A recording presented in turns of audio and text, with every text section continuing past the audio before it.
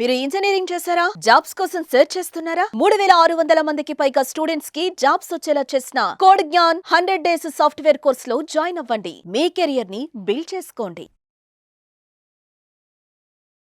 తల్లిదండ్రులు కూడా గమనించాల్సింది ఏంటంటే అసలు ఇద్దరు అక్క చెల్లెళ్ళు ఎందుకు మాట్లాడుకోరు, ఇద్దరు అన్నదమ్ములు ఎందుకు మాట్లాడుకోరు, అన్న చెల్లి ఎందుకు మాట్లాడుకోరు, తమ్ముడు అక్క ఎందుకు మాట్లాడుకోరు, ఇలాంటివన్నీ తల్లిదండ్రులు ఖచ్చితంగా గమనించి ఏం జరుగుతుందో అబ్జర్వేషన్ పెట్టి వాళ్ళకి కౌన్సిలింగ్ ఇవ్వాల్సినటువంటి అవసరం అయితే మాత్రం ఫస్ట్ పేరెంట్స్ ఇవ్వాలి. నమస్కారం ప్రియా చౌదరి గారు.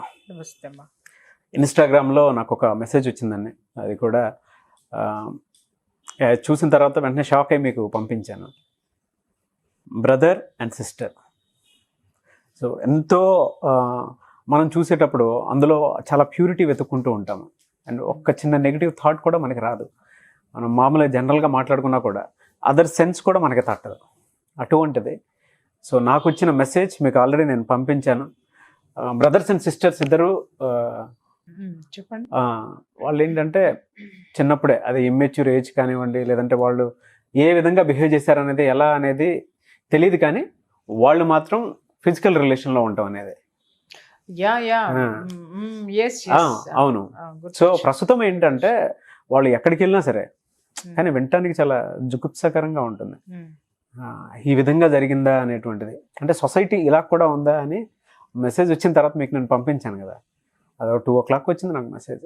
దీని మీద చేయండి, దానికి సొల్యూషన్ ఏ విధంగా తీసుకోవాలో అర్థం కావట్లేదు, వాళ్ళ ఏజ్ పెరుగుతూ వస్తూ ఉంది, వాళ్ళు బయటికి ఎక్కడికి తిరగలేకపోతున్నారు, అది కనీసం పేరెంట్స్కి కూడా తెలియదు వాళ్ళిద్దరు ఫిజికల్ రిలేషన్లో ఉన్నారనేది.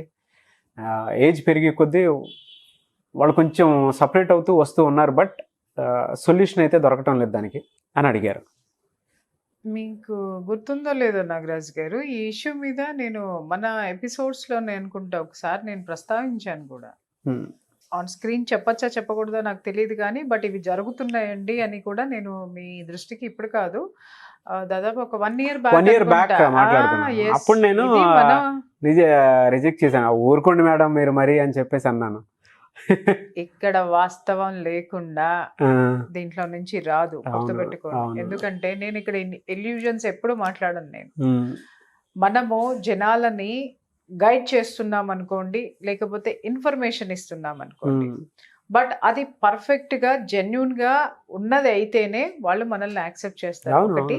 రెండోది ఏంటంటే మనము ఎట్లా ఉంటుంది అనంటే వరదలో గాలిపడ కాగితం పడవ వేసి దాంట్లో ప్రయాణం చేద్దాం అనుకునేటటువంటిది ఉంటుంది. ఏది ఇల్యూషన్స్ ఎప్పుడు అలాగే ఉంటాయి అవి, బట్ ఎప్పుడు కూడా మనం కన్స్ట్రక్టివ్గా వెళ్తున్నాం. ఇంకొకటి, అసలు అలాంటి విషయము నేను ప్రాక్టికాలిటీ లేకుండా నాకు తెలియకుండా నేను ఆ రోజు మీరు చాలా ఖండించారు నేను మాట చెప్పినప్పుడు, బట్ ఈ రోజు మళ్ళీ మీరే నాకు అది ఆ మెసేజ్ మీరు నాకు పంపించారు అంటే నాది అబ్జర్వేషన్ ఎంత పర్ఫెక్ట్ గా ఉంటుందో, లేకపోతే నేను ఒక మాట మాట్లాడితే అది ఎంత కరెక్ట్ గా అబ్సల్యూట్ ట్రూత్ అయితే తప్పితే నేను మాట్లాడను. అదే ఒకటి గమనించాను. అదే కరెక్టే. నేను యాక్సెప్ట్ చేస్తున్నాను, చూడండి నేను యాక్సెప్ట్ చేస్తున్నాను. ఆయన భయంకరంగా నాతో విభేదించారు. అంటే నేనేదో చెప్పకూడని విషయం చెప్తున్నానేమో, లేకపోతే నేనేదన్నా పొరపాటు పడుతున్నానేమో అనుకొని ఆయన అన్నారు. కరెక్ట్, ఇది నాకు ఆయన ఈ మధ్య కాలంలో పెట్టినట్టున్నారు కదా. ఒక విధంగా చెప్పాలంటే కొంత శాతము చెప్పుకోదగిన శాతంలోనే ఇవి జరుగుతున్నాయి అనేది మాత్రం కరెక్ట్. అది అంటే ఏ పర్సంటేజ్ లో అంటారు మీరు? పర్సంటేజ్లు మనం ఇక్కడ మాట్లాడొద్దు నాగరాజ్ గారు. 50%, 40%, 2%, 1% అని మాట్లాడడం మొదలు పెట్టాము అని అంటే ఎవరితోటి మనస్ఫూర్తిగా మాట్లాడుకోలేరు. అవును. విషయం చర్చిద్దాం ఇక్కడ. అసలు ఆ సందర్భాలు ఎందుకు వస్తాయి అనేటటువంటి దాని మీద చర్చిద్దాము. అది ఒక విధంగా సమంజసంగా ఉంటుంది, కానీ పర్సంటేజ్లతోటి మనకేం పని చెప్పండి. అయితే విషయానికి వద్దాం. ఇప్పుడు మీరు అడిగారు, ఇలా ఎప్పుడో చిన్నప్పుడు జరిగిపోయింది, అది ఇప్పుడు ఒకరి మొహం ఒకరు చూసుకోలేకపోతున్నారు అనేది చెప్పుకోలేకపోతున్నారు. ఒకటి ఏంటంటే అది ఇమ్మెచ్యూరిటీ ఉన్న స్టేజ్లో జరిగితే దాన్ని ఎవరు పట్టించుకోరు. అంటే దే డోంట్ నో ఆ రిలేషన్ ఎలా ఉంటుంది, ఫిజికల్ రిలేషన్ ఎలా ఉంటుంది. ఇప్పుడు చూడండి, చిన్నప్పుడు అందరూ అమ్మ నాన్న ఆట ఆడుతూ ఉంటారు. అవును. ఓకే, సో ఆట వరకు ఉన్నంత వరకు దాన్ని ఎవరు పట్టించుకోరు. బట్ అది ఎప్పుడైతే ప్రాక్టికల్ గా మొదలవుతుందో ఇక్కడ మీరు కొంచెం ఇబ్బందిగానే ఉంది. ఏంటంటే మీరు అక్కడ వాళ్ళు ప్రస్తావించింది ఏంటంటే వాళ్ళు అసలు ఒకరి మొహాలు ఒకరు చూసుకోవట్లేదు అన్నారంటే వీళ్ళకి మెచ్యూరిటీ వచ్చిన తర్వాత జరిగింది అది. అవును, అందుకే మొహాలు చూసుకోలేకపోతున్నారు. ఇది ఎందుకు జరుగుతాయి? ఒకటి, ఇప్పుడు జనాలకి అనవసరమైనటువంటి ప్రపంచం చాలా పరిచయం అయిపోతుంది అరచేతులు. కరెక్ట్గా చెప్పారండి. అనవసరమైనటువంటి ప్రపంచం అరచేతిలో అరచేతిలో తెలిసిపోతుంది. చిన్న చిన్న పిల్లల్లో రీసెంట్గా నేను ఒక సైకాలజిస్ట్ నా దగ్గర మాట్లాడారు. ఒకళ్ళు కాదండి, 2-3 మాట్లాడారు. పేరెంట్స్ తోటి కౌన్సిలింగ్ చేసిన తర్వాత 4th క్లాస్ వచ్చినటువంటి పిల్లలు వాట్ ఈజ్ సెక్స్ అని చెప్పేసి గూగుల్లో కొట్టి చూస్తున్నారు. అంటే వాళ్ళ మెచ్యూరిటీ స్టేజ్ ఏ లెవెల్కి వెళ్ళిందని అనుకుందామా, లేకపోతే ఈరోజు అంటే ఇది రీసెంట్గా స్మార్ట్ ఫోన్లు విపరీతంగా ఈ 2 yearsలో కరోనా వచ్చిన దగ్గర నుంచి పిల్లల చేతిలోకి వచ్చేసిన తర్వాత ఇవి ఎక్కువ జరుగుతున్నాయి. అంటే మనం టెక్నాలజీని ఐ మీన్ శాస్త్రీయంగా మనం చాలా గొప్ప స్థితిలోకి ఉన్నతంగా ఎదిగామనుకుందామా, లేకపోతే ఎదిగామనుకుని మనము ఏదైతే మనం గొప్పతనంగా ఫీల్ అవుతున్నామో అది మనల్ని అధఃపాతాళానికి తొక్కేస్తుందని చెప్పేసి అని ఒక విధమైనటువంటి ఆలోచనలో పడదామా? ఆలోచనలో పడాల్సినటువంటి అవసరం అయితే చాలా చాలా ఉంది నాగరాజ్ గారు. ఇక్కడ ఏమవుతుంది అని అంటే ఇప్పుడు నవేడేస్లో ఏమవుతుందంటే నవేడేస్ కాదు, ఇప్పుడు మీరు చెప్పిన దాన్ని బట్టి కూడా జనరల్గా మాట్లాడుకోవాలంటే ఆ స్థాయికి వాళ్ళు వెళ్ళారు అనంటే 2 పరిస్థితులు బలంగా వాళ్ళ మీద ఉంటాయి. ఏంటి అనంటే ఆ ఇంట్లో వాతావరణం కరెక్ట్గా లేదు, తల్లిదండ్రుల మధ్య సత్సంబంధం లేకపోవడం కానివ్వండి, లేదు అసలు ఆ ఇంట్లో ఎంతమంది కుటుంబ సభ్యులు ఉన్నారో ఆ కుటుంబ సభ్యులు అందరి మధ్య కూడా ఒక ఐకమత్యం కానీ వాళ్ళ మధ్య ప్రేమానుబంధాలు కానీ ఇది కానీ లేకపోవడం అనేది మేజర్. అవును, పేరెంట్స్ ప్రేమ లేకపోవడం ఒకటి. రెండోది ఏంటి అనంటే ఇప్పుడు ఈ పిల్లలిద్దరూ ఆ పని చేశారు అనంటే, లేదు అనంటే ఒక దాన్ని ఏమంటారు ఇండివిజువల్ ఫ్యామిలీ అయి ఉండొచ్చు. తర్వాత ఫాదర్ మదర్ ఇద్దరు కూడా వర్కింగ్ పర్సన్స్ అయి ఉండొచ్చు. సో వీళ్ళకి దొరికినటువంటి ఏకాంతము, తర్వాత ఇంకొకటి ఏంటంటే వీళ్ళని ఏ విధంగానూ ఎడ్యుకేట్ చేయలేకపోయినటువంటి విద్యా వ్యవస్థది అండ్ పేరెంటింగ్ది, వీళ్ళిద్దరూ కూడా కారణం అండి. సో ఆ సిచ్యుయేషన్స్లో మాత్రమే ఇలాంటి తప్పులు జరిగేటటువంటి ఆస్కారం అనేది, తప్పులు కాదు ఇంకా చెప్పాలంటే ఇంకా దానికంటే ఒక పెద్ద పదం తీసుకోవాల్సినటువంటి అవసరం అయితే ఉంటుంది. ఇలాంటి అసహజమైనటువంటిది సాంఘికం సాంఘికం అంటే అది పెద్ద వర్డ్ అవుతుంది కానీ ఇలాంటి జరిగేటటువంటి ఆస్కారం ఎక్కువ. ఇంకొకటి కూడా ఏంటంటే సమాజం యొక్క పోకడ కూడా ఇలాంటి వాటి మీద పడుతుంది సార్. మెయిన్ ఒక విషయం నేను చెప్తున్నాను నాగరాజు గారు, ఇక్కడ 3 భయంకరంగా ఫెయిల్ అయిన సమాజంలో. ఒకటి వివాహ వ్యవస్థ, అంటే కుటుంబ వ్యవస్థలో వివాహ వ్యవస్థ అనేది భయంకరంగా ఫెయిల్యూర్. రెండోది ఏంటి అనంటే విద్యా వ్యవస్థ. ఎంతసేపు ర్యాంకులు కావాలనో ర్యాంకులు రావాలనో 24 గంటల పుస్తకాల్లో ఉన్నాయి బట్టి చదివేసేసి ర్యాంకులు తెచ్చేసుకొని దేంటి టీవీ స్క్రీన్ల మీద ర్యాంకులు వేసేసుకొని ఇంకా పిల్లల్ని అట్రాక్ట్ చేసేటటువంటి వాతావరణంలో మార్కులు వేటలో మోరల్స్ని నేర్పటం మర్చిపోయినటువంటి విద్యా వ్యవస్థలు కానివ్వండి. తర్వాత సమాజం పోకడ ఈరోజు ఎలా ఉంది నాగరాజు గారు, నేను ఎలాగైనా సరే బ్రతికేస్తా, నువ్వెవడవి మాట్లాడడానికి అనేటటువంటి పోకడ భయంకరంగా ఉంది. దీన్ని ఎవరు పెంచి పోషించారు? మీరు నేనేనండి. ఎందుకంటే అటువంటి పోకడే జరుగుతుంది కాబట్టి దాంట్లో మనం కూడా బాధ్యులమే. ఊర్లో ఎవరైనా సరే సార్, సొంత అన్నలే కాదు, ఆ ఊరు మొత్తం మనకు బంధువులే ఉంటారు.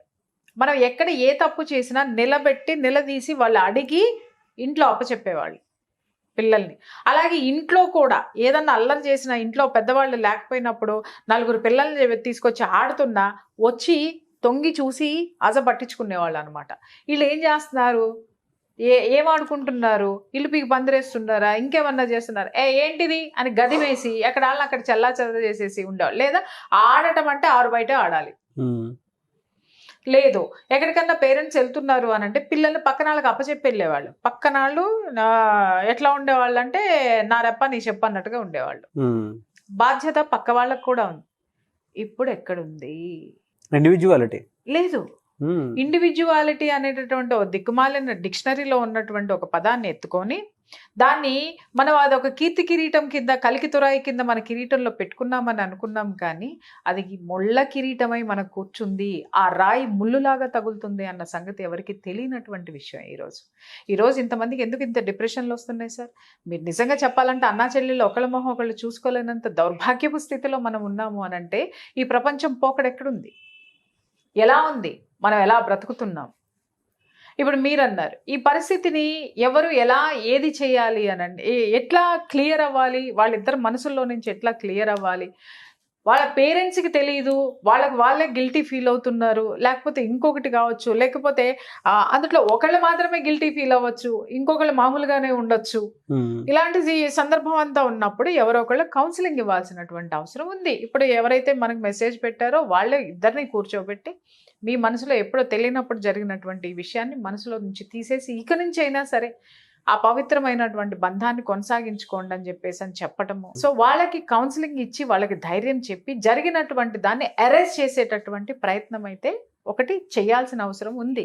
అది మాలాంటి వాళ్ళే చేయాల్సిన, మాలాంటి వాళ్ళ దగ్గరకు వస్తే హ్యాపీగా చేస్తాం. లేదు అని అంటే చుట్టాల రూపంలోనే బోల్డంత మంది కౌన్సిలర్స్ ఒకటి చెప్తాను. నిజంగా మీరు చెప్పేటప్పుడు నాకు ఒక విషయం గుర్తొస్తుంది. లాస్ట్ ఇయర్ మీరు చెప్పినప్పుడు చాలా మంది కౌన్సిలింగ్ చేస్తున్నారు కాబట్టి మీకు అనుభవంతో చెప్పారు. నేను దానికి అప్పుడు కొట్టిపడేశాను. మెసేజ్ వచ్చిన తర్వాత నాకు చాలా ఆలోచనలు తిరిగాయి. ఎటువంటి సిచ్యువేషన్స్ ఫేస్ చేసేటువంటి వాళ్ళు ఇళ్లలోనే చాలా మంది ఉన్నారు, కానీ బయట పడరు. బయట ఇప్పుడు వీడియో చూసిన తర్వాత కూడా ఏడ్చుకుంటే కింద కామెంట్ బాక్స్ లో ఎంతమంది పోస్ట్ చేస్తారో తెలియదు.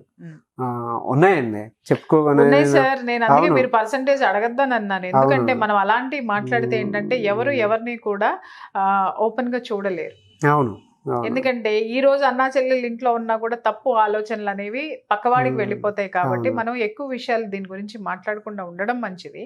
బట్ ఏంటి అని అంటే ఉన్న విషయం ఉన్నప్పుడు ఏంటి అని అంటే తల్లిదండ్రులు కూడా గమనించాల్సింది ఏంటంటే అసలు ఇద్దరు అక్క చెల్లెళ్ళు ఎందుకు మాట్లాడుకోరు, ఇద్దరు అన్నదమ్ములు ఎందుకు మాట్లాడుకోరు, అన్న చెల్లి ఎందుకు మాట్లాడుకోరు, తమ్ముడు అక్క ఎందుకు మాట్లాడుకోరు, ఇలాంటివన్నీ తల్లిదండ్రులు ఖచ్చితంగా గమనించి ఏం జరుగుతుందో అబ్జర్వేషన్ పెట్టి వాళ్ళకి కౌన్సిలింగ్ ఇవ్వాల్సినటువంటి అవసరం అయితే మాత్రం ఫస్ట్ పేరెంట్స్ ఇవ్వాలి, క్లియర్ చేయాలి. ఇక్కడ ఏమవుతుంది, ఇక్కడ ఎవరైతే మనకు పెట్టారో వాళ్ళు ఒక్కసారి పేరెంట్స్ కి చెప్పాల్సినటువంటి అవసరం ఉంది. ఎందుకంటే పేరెంట్స్ కి చెప్పిన తర్వాత వీళ్ళలో ఉన్న గిల్టీనెస్ పోయేటటువంటి అవకాశం ఉంటుంది. ఆ పేరెంట్స్ వీళ్ళకి ఏంటి అనేది కరెక్ట్ గా వాళ్ళు గైడ్ చేయగలుగుతారు, చెప్పగలుగుతారు. కానీ పేరెంట్స్ కి ఇప్పటి వరకు తెలియదండి. చెప్పిన తర్వాత అదే వాళ్ళ గుండెలు చాలా స్ట్రాంగ్ గా ఉండాలి కదా, అది కూడా ఒకటి ఆలోచించాల్సిన అవసరం. కానీ నేను చాలా సార్లు చెప్తాను నాగరాజు గారు, ఏంటి అని అంటే వాస్తవాన్ని అంగీకరించాలి ఫస్ట్. అంతే. అది ఏదైనా సరే ఏదైనా సరే జీర్ణించుకోలేము, జీర్ణం కాదు అని అంటాము. ఎస్, అంగీకరించి తీరాలి.